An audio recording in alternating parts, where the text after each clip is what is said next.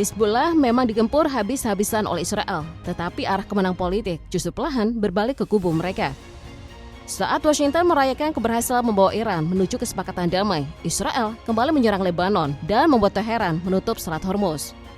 Dalam sekejap, Trump bukan hanya terancam kehilangan perdamaian dengan Iran, Netanyahu juga mulai kehilangan perlindungan Amerika. Kemarahan Trump pun meledak. Ia menyebut Netanyahu gila, tidak tahu berterima kasih, dan memperingatkan bahwa serangan ke Beirut hanya akan membuat Israel semakin dibenci dan terkucil di mata dunia. Bahkan Trump mengklaim telah menyelamatkannya dari penjara. Namun semua pertengkaran itu baru permulaan, karena fakta di balik serangan Israel di Lebanon sebentar lagi akan membuka kejutan yang jauh lebih besar.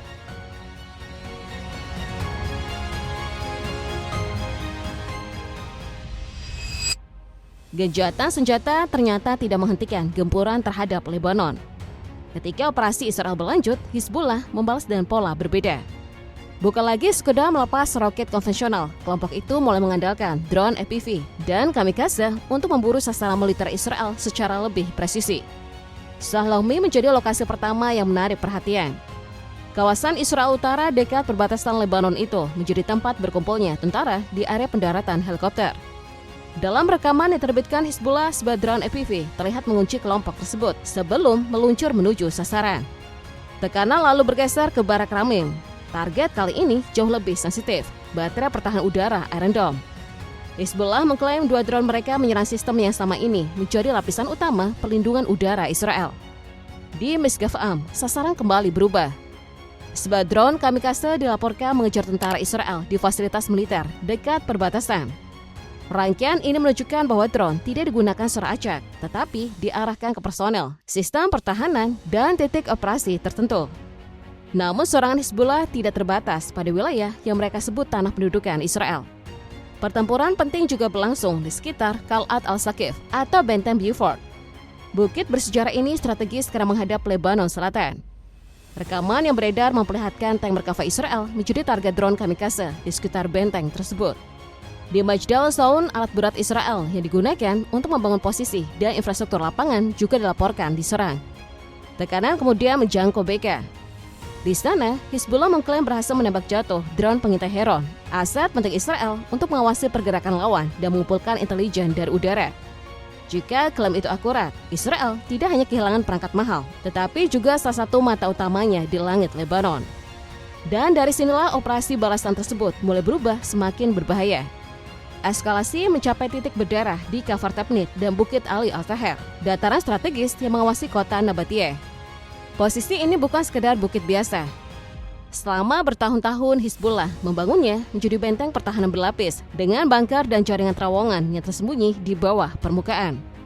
Di sekitar Tepnit, sebuah serangan terhadap tank Israel berubah menjadi salah satu insiden paling mematikan.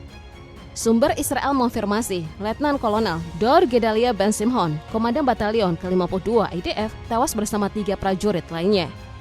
5 tentara juga dilaporkan terluka, dengan 1 korban berada dalam kondisi serius. Tekanan belum berhenti. Upaya terbaru Israel untuk menguasai Bukit Ali Al-Taher dilaporkan kembali kandas setelah pasukan yang bergerak maju dihantam pertahanan Hizbullah dan dipaksa mundur. Sejumlah sumber menyebut operasi tersebut menewaskan sedikitnya 4 tentara Israel dan melukai belasan lainnya. Namun perang ini juga berlangsung melalui angka dan klaim kemenangan.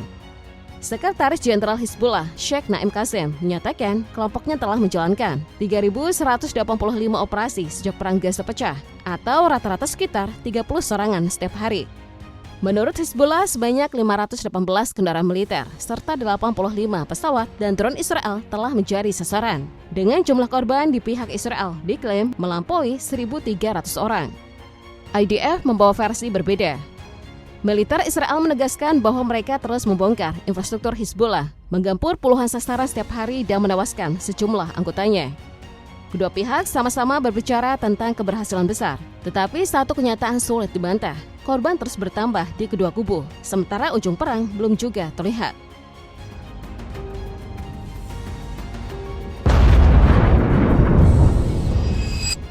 Untuk memahami mengapa pertempuran tetap berlangsung, kita harus kembali pada gencatan senjata yang semestinya menghentikan eskalasi di perbatasan Lebanon-Israel.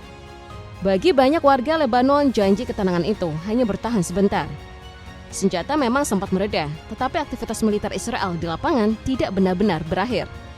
Dari sinilah muncul pertanyaan yang jauh lebih sensitif. Apakah Israel sedang melindungi perbatasannya atau justru memperluas pendudukan di Lebanon? Bagi Israel, keberadaan pasukannya di wilayah Lebanon bukanlah pendudukan, melainkan kebutuhan keamanan. IDF menyebut kawasan tersebut sebagai zona keamanan yang diperlukan untuk menjalankan operasi dan melindungi penduduk Israel Utara. Bahkan militer Israel mengakui pasukannya masih ditempatkan hingga sekitar 10 km di dalam teritorial Lebanon. Namun penjelasan itu ditolak Beirut dan dipertanyakan banyak pengamat internasional. Bagi mereka, istilah keamanan hanya menjadi bungkus bagi kehadiran militer yang tidak memiliki batas waktu. Perdebatan itu semakin panas ketika operasi Israel menjangkau warisan sejarah Lebanon. Benteng Beaufort atau Ka'al al-Saqif menjadi salah satu simbol utamanya. Bangunan berusia lebih dari 900 tahun yang telah berdiri sejak zaman perang salib tersebut dilaporkan berulang kali terkena serangan sebelum akhirnya dikuasai pasukan Israel. Padahal situs itu termasuk dalam kawasan yang memperoleh perlindungan budaya UNESCO. Kekhawatiran serupa muncul di kota Tirus atau Tire, situs warisan dunia UNESCO sekaligus salah satu pusat peradaban Venesia tertua. Kota kuno tersebut juga dilaporkan beberapa kali terdampak serangan. Dengan demikian, perang tidak hanya mengancam posisi militer, tetapi juga jejak peradaban yang telah bertahan selama berabad-abad. Namun tuduhan yang jauh lebih serius menyangkut manusia yang bekerja di tengah serangan. Laporan dari Lebanon menyebut para medis dan jurnalis turut menjadi korban. Di daerah Kanaun al-Nahar, sebuah tim ambulans dikabarkan datang setelah serangan pertama untuk mengevakuasi korban. Tidak lama setelah mereka tiba, serangan susulan menghantam lokasi yang sama dan dilaporkan menewaskan seluruh anggota tim medis tersebut. Resiko serupa dihadapi wartawan di Lebanon Selatan. Sejumlah jurnalis yang berada di lapangan untuk merekam dan melaporkan perkembangan konflik dikabarkan terluka atau tewas saat menjalankan tugas. Situasi ini memunculkan pertanyaan yang semakin berat. Ketika penyelamat dan pembawa informasi ikut menjadi korban, siapa yang masih bisa melindungi warga serta menunjukkan apa yang sebenarnya terjadi? Titik pecahnya tiba ketika gencatan senjata kembali kehilangan arti. Hanya dalam satu malam, lebih dari 20 serangan udara dilaporkan mengguncang Lebanon Selatan. Ledakan menyebar dari Nabatiyeh, Marjayaun, dan Jezine hingga desa-desa di sepanjang perbatasan. Kesepakatan yang seharusnya menghentikan tembakan runtuh di bawah gelombang serangan.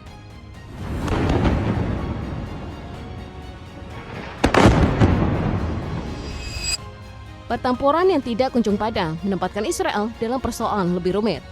Tekanan tidak lagi datang hanya dari Hizbullah di medan perang, tetapi juga dari perjanjian diplomatik yang membatasi ruang geraknya. Dalam nota kesepahaman terbaru antara Amerika Serikat dan Iran, Lebanon disebut sebagai bagian dari agenda penghentian konflik regional. Kesepakatan itu memuat komitmen menghentikan operasi militer di semua lini, termasuk Lebanon, sekaligus menjamin kedaulatan negara tersebut. Namun arah diplomasi ini memicu perlawanan dari kubu garis keras Israel. Ben-Gvir menuai kecaman setelah menyerukan tindakan yang lebih keras terhadap Lebanon. Katz menyatakan desa-desa garis depan di Lebanon Selatan telah dihancurkan dan tidak akan kembali seperti sebelumnya. Smotrich memandang kesepakatan Amerika Serikat Iran sebagai perjanjian yang merugikan kepentingan Israel. Alih-alih memperkuat posisi Tel Aviv, rentetan pernyataan itu justru memperbesar tekanan internasional. Washington mulai mengirim peringatan yang jarang terdengar. Wakil Presiden J.D. Vance mengingatkan bahwa sebagian besar sistem pertahanan Israel dibangun dan dibiayai oleh Amerika Serikat. Pesannya sulit disalahartikan. Dukungan Washington bukan cek kosong tanpa batas. Prancis mendesak Israel mematuhi kesepakatan penghentian permusuhan. Sementara itu, Iran menuduh para pemimpin garis keras Israel sengaja mempertahankan perang tanpa akhir. Pertanyaannya bukan hanya apakah Israel mampu meneruskan operasinya, tetapi berapa lama Tel Aviv dapat bertahan ketika medan perang, kesepakatan regional, dan sekutu utamanya mulai bergerak ke arah yang berlawanan. Ironi muncul ketika jalur diplomasi mulai terbuka. Amerika Serikat, Iran, dan Qatar merumuskan gencatan senjata untuk menyelamatkan perundingan besar. Namun kesepakatan itu dilaporkan hanya bertahan sekitar 10 menit. Belum sempat ketegangan mereda, laporan serangan baru datang dari Lebanon Selatan. Dari sini kawasan menghadapi dua jalan. Pertama, eskalasi. Setiap pelanggaran dibalas dengan serangan lebih besar. Respon berikutnya datang lebih keras. Lalu Lebanon berubah menjadi pintu menuju perang regional lebih luas. Jalan kedua adalah deeskalasi.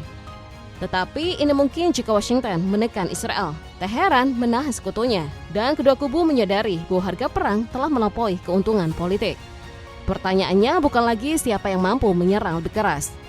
Apakah para pemimpin kawasan masih mengendalikan konflik ini? Atau mereka telah menjadi tawanan dari eskalasi yang diciptakan sendiri? Jawabannya akan menentukan masa depan Lebanon, Israel, dan mungkin seluruh Timur Tengah.